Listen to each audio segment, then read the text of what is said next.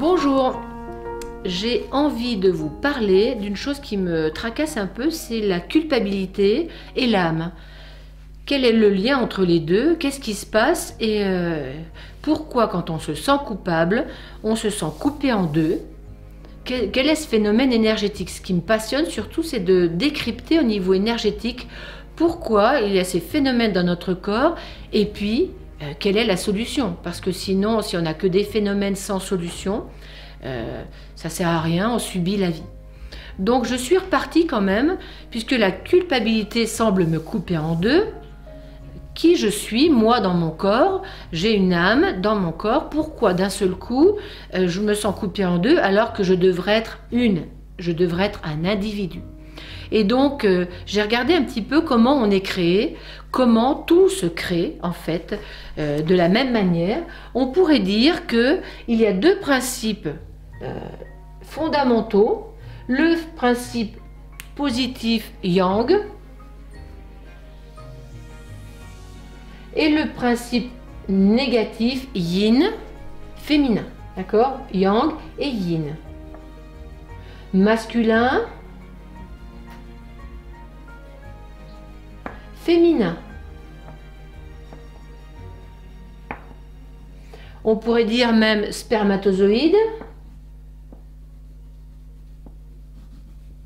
Et là, ovule.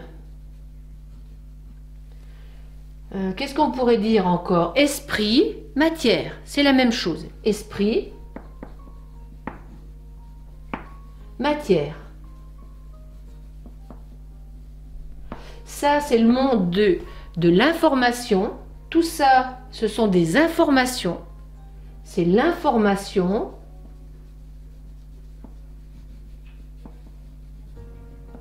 qui va créer un manifesté ou transformer ce qui est déjà manifesté en autre chose, dans le monde du manifesté, voilà, dans le monde de la matière, dans le monde cause, conséquence, on pourrait dire aussi cause, conséquence. En fait, notre corps, mon corps a été créé par le mariage, la fusion d'un spermatozoïde et d'un ovule. Donc quand les deux fusionnent, ça crée, et c'est sacré d'ailleurs, c'est bien de le dire aussi, ça crée un troisième qui s'appelle un individu. C'est le 1 égale le 1. Voilà. Donc quand le plus et le moins se rencontrent, ça crée le 1, ça crée du nouveau. Tout le temps et tout le temps. Donc là, c'est vraiment... moi, je trouve que c'est passionnant au niveau énergétique de voir ça parce que la vie, la création, ne peut se faire qu'à partir du mariage des deux pour créer du nouveau. Et si on a quoi que ce soit comme problématique par rapport au père, on a un reproche à lui faire, il n'était pas assez là, il était trop dur, trop ci, trop là, par rapport à la mère, elle n'était pas assez ou trop étouffante, ou tout ce qu'on peut dire, en fait, ce mariage se fait mal. C'est comme si on supprimait ou l'un des deux, et donc là, on est un individu affaibli. C'est comme si on disait du mal de ce qui nous a créé, et donc on l'efface, on dit non, mon père il n'était pas comme il faut, et donc moi je resterai petit, et je ne vais pas pouvoir être un individu avec le pouvoir du 1, le pouvoir créateur du 1. Donc là, c'est déjà très important parce que là, je me coupe déjà de mon pouvoir créateur dès que mon verbe dit du mal de l'un ou de l'autre. Alors, dire du mal de l'un ou de l'autre, ça peut dire juste simplement, oui, mais il n'était pas assez. Et donc, dès qu'on dit quelque chose comme ça, c'est une perception personnelle qui me limite et qui m'empêche de voir la grandeur symbolique du père et de la mère. Ça ne veut pas dire que mes parents doivent changer. Ils ne peuvent pas changer, mais ils ont montré en miroir ce que je ne vois pas en moi, qui est quand même en moi, et qui vient, regardez bien, je vais en parler après, qui vient de la perception que j'ai de l'esprit et de la matière. C'est toujours ça. Donc là, moi, tout ce que je vois comme ça, tout ce que je perçois comme ça, je dois tout le temps le transformer en quelque chose qui existe à l'extérieur. Qu'est-ce qui existe à l'extérieur et qui fonctionne pareil? En fait, c'est le monde végétal, c'est très simple. L'arbre, c'est vraiment notre image. Donc un arbre, il est comme ça. Admettons, il est comme ça, il a des racines. Et ici, il y a le soleil. On dit que c'est le père soleil. D'accord? Le père soleil. Et là, la mère terre. Voilà, les deux sont là, le père, la mère. Ils sont bien toujours là, le père, la mère. Le yin, le yang, le yin, le yang. Alors ce qui est intéressant, c'est que quand le soleil donne des rayons, donne de l'énergie, anime, vient vers l'arbre, il donne des informations à l'arbre, que l'arbre va descendre à travers lui, ces informations vont descendre à travers lui, jusque dans les racines, pour informer la matière, pour nourrir la matière, et regardez bien ce qui va se passer, et il va y avoir en sens inverse, ça qui va donner que l'arbre va grandir.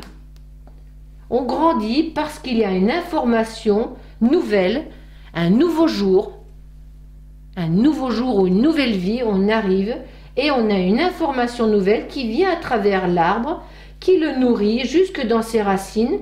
Ces racines renvoient cette information et permettent à l'arbre de grandir. Ça se passe comme ça. C'est vraiment une usine incroyable, une usine chimique incroyable qui permet à la nature de grandir. Eh bien, nous sommes, à l'image de cet arbre, nous sommes pareils. C'est-à-dire que là, je suis là, mon corps, mes jambes. Là, il y a une information qui descend, je vais la mettre en rouge, une information qui descend du cosmique, qui descend à travers moi, qui peut me donner des intuitions, qui peut me donner des pensées, intuitions, pensées, vision, envie, intuition, envie, etc. Ça passe à travers moi, là, ça me traverse, ça anime mon âme, ça descend dans ma zone sexuelle, qui est ici, ma matrice. Ici, c'est ma matrice, ma matière. Là, c'est la matrice. Donc, on a le cosmique en haut, le tellurique en bas, esprit, matière. Et là, on va créer des bébés, c'est l'endroit de la création, ou bien toute autre chose. Nos projets sont créés comme ça. Et qu'est-ce qui se passe après? Donc, ça descend en cosmique. Et bien, qu'est-ce qui se passe après? Quand on crée quelque chose, on le donne à la vie, et quand on voit ce bébé-là, quand on voit ces créations, on les voit, eh bien ça nous éveille à notre pouvoir créateur. Voilà comment ça fonctionne pour nous. Donc là, en mariant les deux, cosmique et tellurique, l'envie de faire un bébé avec mon corps, je dis oui, je fais un bébé, ça me donne le 1 du nouveau, ça c'est le 1 qui apparaît. Et quand je vois le 1, je comprends que je suis créatrice. Je le réalise. C'est-à-dire que c'est très important parce que là, à ce moment-là, je suis une créatrice. Je dis oui. Là, quand je dis oui, en fait, il se passe ça. Le seul problème, c'est que très souvent, on est dans le non, N-O-N. Pour nous, nous avons deux fonctionnements. Ça s'appelle le mental et ça s'appelle l'expérience. Donc, nous avons une problématique en haut, nous apprenons dans la tête, nous savons, c'est du savoir. Et en bas, dans le corps, nous avons des expériences.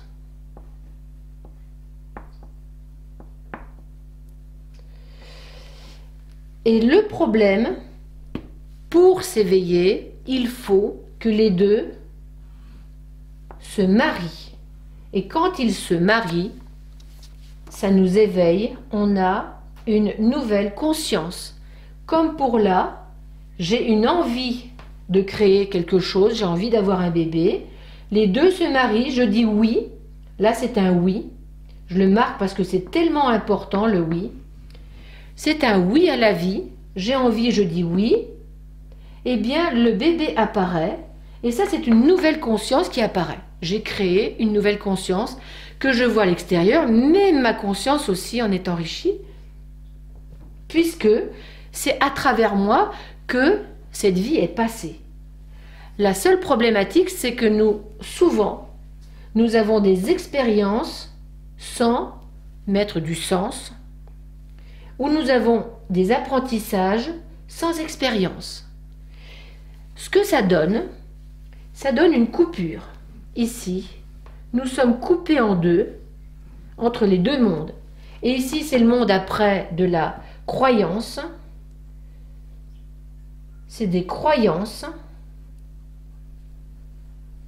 Quand nous sommes coupés en deux, nous sommes dans le monde des croyances. Nous apprenons par cœur des choses, mais nous ne les avons pas expérimentées.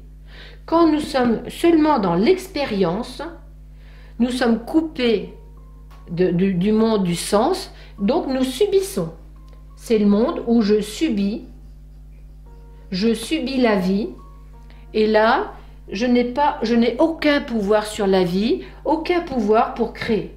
Donc là, tout ça, ça donne pas de conscience. C'est important à voir parce qu'il est capital pour tout le monde de marier les deux. Si je marie les deux, c'est-à-dire une expérience plus je mets du sens, je cherche le sens, je travaille sur moi, pourquoi ça m'arrive, qu'est-ce qui m'est arrivé une fois, deux fois, trois fois, eh bien ça éveille ma conscience. Et là je marie les deux et donc je m'éveille. Et s'éveiller, ça veut dire que je dépasse une limitation qui me semblait impossible à dépasser avant, et donc je radotais les mêmes choses, je répétais les mêmes choses. Donc voilà, vous voyez, cette coupure-là s'appelle la culpabilité. C'est une coupure qui nous empêche énergétiquement de marier les deux. Donc la problématique là, c'est que si je suis coupée en deux, je ne deviens pas le un, donc je ne suis pas mature, et je ne peux pas entendre la réponse, donc je ne peux pas la donner, je ne peux pas être responsable, je reste victime des circonstances de la vie, et je ne suis pas grand, mature pour apporter du nouveau et la réponse. Quand on est conscient, on donne, on trouve, on a la réponse parce qu'on est responsable. Conscient et responsable. Si on est coupé en deux par culpabilité, parce qu'on ne peut pas trouver la réponse, parce qu'il s'est produit quelque chose dans notre vie où on a dit non, cette expérience-là, je ne peux pas la concevoir parce que je ne peux pas mettre du sens, donc je me coupe de ça, je reste en retrait, et donc au niveau du plexus, et le plexus c'est le lien entre le foie, symbolique encore du père, la rate, symbolique encore de la mère, où ça me coupe encore entre l'esprit et la matière, le père et la mère. Je ne peux pas les marier, c'est comme si je restais bloquée, alors que la vie m'amenait les deux justement pour avancer, pour que ma conscience s'éveille. Donc, on pourrait dire que là, ma bulle, alors je tourne, si je suis là, la bulle énergétique qui m'englobe avec le karma, elle grandit au fur et à mesure de mes expériences, et bien là, cette expérience-là est bloquée, c'est un non. Et donc, le reste va grandir parce que je vais continuer à avancer dans ma vie, mais ce non est toujours là. Ça peut faire ça. Symboliquement, on pourrait garder ça comme un nœud.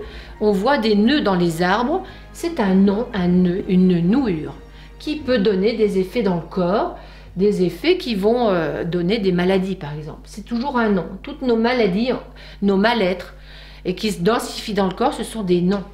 Et donc il est important d'aller dénouer ces non pour remettre un oui. Un oui, c'est une prise de conscience. Qu'est-ce que j'ai expérimenté qui devait m'apporter de la conscience et que je n'ai pas pu à l'époque, pas pu digérer. Et en fait, après, ce nom va avec les années donner des expériences qui semblent différentes, mais qui ont le même symbole. C'est le même symbole qui se répète. Donc ça, c'est fabuleux à voir parce que c'est vraiment dès qu'on est dans une culpabilité, dans une coupure, dès qu'on croit quelque chose et qu'on reste figé dedans, c'est la même chose. On reste coupé du nouveau. On est donc coupable, coupable, et donc on est coupé du oui et de l'expansion de la vie. Donc là, on pourrait dire que l'information qui est venue du haut, qui est descendue, l'information du monde de l'information qui est descendue à travers moi, pour créer un manifesté, quelque chose qui s'est manifesté comme une expérience et qui m'éveille, elle m'éveille parce que je mets du sens dessus et elle remonte et elle m'éveille. Je regardais un autre schéma qui pourrait sans doute nous parler, c'est l'histoire du poussin ou de l'oignon, ou des oignons. En fait, si je considère que je suis là, ici c'est moi. Et ici c'est une coquille. Une coquille, c'est une limitation. Ma conscience va jusque là, je grandis tous les jours, j'expérimente tous les jours, et puis j'arrive ici à une limite qui me donne des symptômes difficiles et dérangeants. Je ne peux plus avancer dans ma vie, j'ai mal dans mon corps, ou je n'ai plus de compagnon, voilà, etc. Donc là, j'arrive à une limite qui donne des symptômes différents d'une personne à l'autre. Si, dans cette expérience 1, je mets du sens, je digère donc cette coquille numéro 1, qui s'appelle 1, je la digère parce que j'ai compris, j'ai mis de la conscience, je dis oui. Si sur le 1, je dis oui, eh bien regardez ce qui se passe. Ma conscience grandit, là, hop, elle dépasse cette limite. Et là, le 1 change et devient 2. Ce 2, qui rayonne plus loin, regardez bien ce qui va se passer, rencontre une deuxième limite.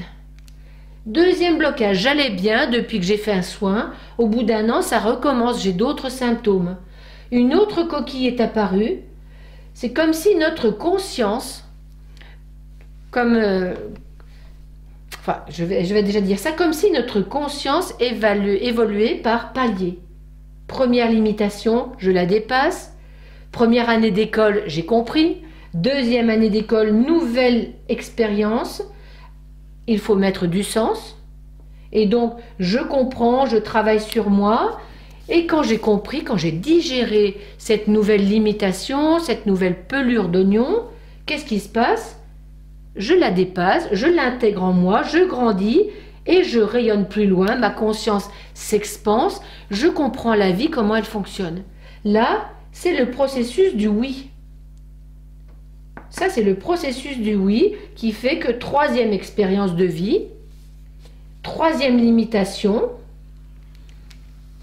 et je continue ainsi à découvrir comment fonctionne la vie par des blocages qui pourraient être très douloureux sur le numéro 1 et de moins en moins douloureux dans les numéros 2 et 3 et 4 et 5, plus je prends conscience que la vie, à travers tout ce qui se passe en moi, veut m'enseigner.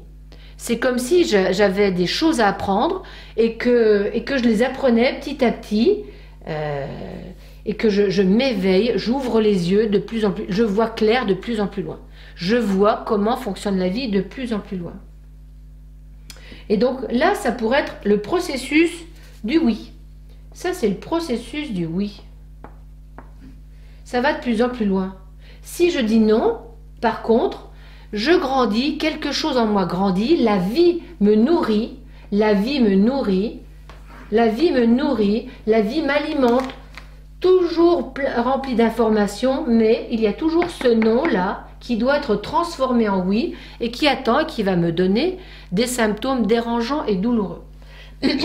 Parce que je suis toujours dans non, je n'aurais pas dû faire ça, je n'aurais pas dû dire ça, je n'aurais pas dû penser ça, ou j'aurais dû faire quelque chose. Vous voyez, toutes ces choses qui font qu'on n'accepte pas ce qui s'est passé tel que ça s'est passé.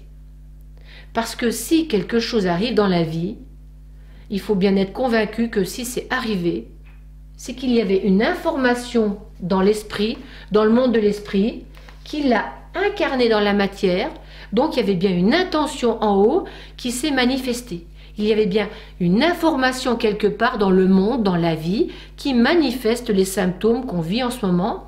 Par exemple avec ce qui se passe au niveau de la planète, mais quand il y a une guerre, c'est la même chose. Quand il y a une maladie dans mon corps, c'est qu'il y avait une information qui a créé cette maladie. Et dire non, c'est se couper en deux, c'est ne pas entendre l'information qui est descendue où? Mais où est donc descendue cette information? Alors l'information descend, ça j'en ai déjà parlé, mais elle descend en cosmique, donc en anti-horaire, elle descend jusque dans notre matière matrice et elle s'incarne ici. Et où est le plus bas et le plus puissant dans notre corps? L'information, elle est dans notre zone sexuelle, dans notre féminin pour les femmes ou masculin pour les hommes, mais dans notre matrice avec cette information-là qui doit être libérée parce qu'elle est créatrice. Et si on ne l'écoute pas, eh bien ça va donner des symptômes bloquants et dérangeants. Ça va nous couper de l'information. On sera, au lieu d'être le 1, on sera limité. Et donc là, au niveau de la culpabilité, on devrait faire une chose, j'en ai déjà bien parlé, mais c'est tellement important, on devrait faire une chose, c'est faire le bilan de tous ces noms, de tout ce qu'on a déjà vécu avant, l'écrire et dire oui. On n'a pas le choix, c'est ou oui ou oui. Quand je dis ça, ça me fait rire, mais est-ce que je dis oui ou est-ce que je dis oui? Choisissez. De toute manière, la vie nous pousse, mais le fleuve de la vie nous pousse vers le oui. Et si on a le pied qui traîne en arrière dans le passé, on va le sentir et on va être mal, malheureux, ne pas se réaliser. Et là, on sera forcé, contraint de dire oui. C'est inévitable. Donc, par rapport à tout ce que je vous ai expliqué jusqu'à présent, moi j'avais envie de voir comment notre âme, là-dedans, qui a un programme, qui a des envies, comment elle est bloquée par notre mental qui dit non ou qui a peur ou qui culpabilise par des vieilles croyances d'avant. Oui, mais je crois qu'il faut que je sois pure. Parce que descendre dans la matière, descendre dans la zone sexuelle, c'est la même chose. C'est sale, ou ça va être mal vu, ou voilà, donc je ne peux pas descendre dedans. Et donc, je reste au-dessus, souvent dans un idéal, et ça m'empêche de descendre dans l'expérience, là en bas. Et il n'y a que l'expérience, il n'y a que l'expérience qui nous éveille. Il faut expérimenter la vie en conscience pour créer le nouveau. Si nous stoppons la vie en ce moment, ce qui se passe, c'est que nous sommes un peu en stand-by. Et là, il ne faut surtout pas rester là. Il faut surtout être conscient que nous devons faire un pas après l'autre et continuer. Le printemps est là. Il faut qu'on plante nos graines. Les graines sont déjà là. Le nouveau est déjà là. On doit avancer avec lui. Et donc, écouter ce nouveau qui est là et qui demande à nous éveiller à notre pouvoir créateur. Nous sommes tous créateurs. Au-delà de ce qu'on peut imaginer, nous sommes le 1. Arrêtons de critiquer nos parents et de dire du mal. On doit dire du bien pour pouvoir créer le nouveau. Quand on est marié, cosmique, tellurique, père, mère, et notre corps, ce ne sont que des symboles du père et de la mère. Le rein droit, c'est le père, le rein gauche, la mère. Vous voyez, tout ça, c'est en permanence, ça nous rappelle en permanence que les deux principes sont en nous, qu'ils sont entièrement en nous pour nous aider à créer du nouveau. Donc quand on est oui en haut, oui en bas, alors là, je peux créer le nouveau. Le nouveau monde peut arriver, peut émerger. Mais il faut avoir regardé et traversé la culpabilité qui est inévitable. C'est vrai, on ne sera plus jamais comme avant. Je ne serai plus jamais comme hier ou comme il y a 20 ans. Je ne suis surtout pas comme dans une ancienne vie, s'il y a eu une ancienne vie, dans mes vies passées. Il faut accepter le nouveau dans l'instant et tel qu'il est. Et dans l'instant, quand je dis oui à qui je suis, le je peut créer du nouveau. La vie peut, à travers moi, manifester le nouveau, mettre un oui et faire avancer au lieu de stopper la vie comme on la voit en ce moment, par des idées mentales, par de l'avoir et pas par de l'être. Notre âme meurt d'envie d'être en joie, d'être dans la jouissance, d'être dans le plaisir. C'est sa passion, l'âme est passionnée par ce qui est nouveau et ça la remplit de joie. Et la joie, c'est comme le soleil, c'est une expansion. Donc, regardez toutes ces culpabilités, dites oui, j'assume, je suis donc responsable de mes actes et quand je suis responsable, je peux apporter une réponse qui va guérir et faire avancer au lieu de stopper la machine comme nous la stoppons en ce moment.